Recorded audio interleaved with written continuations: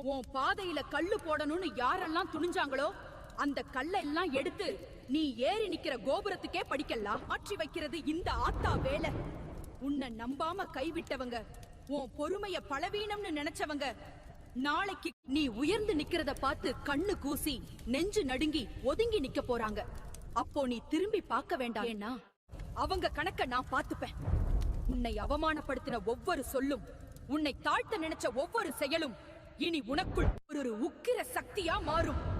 இது வெறும் ஆறுதல் இல்ல மகளே, இது உன் ஆத்தா பண்ணாரியம்மா உனக்கு தர்ற தீர்ப்பு. உன் கால்கள் இனி நடுங்காது, உன் தலை இனி குனியாது. நீ தைரியமா போ. உன் முன்னாடி நான் இருக்கேன் தாயி.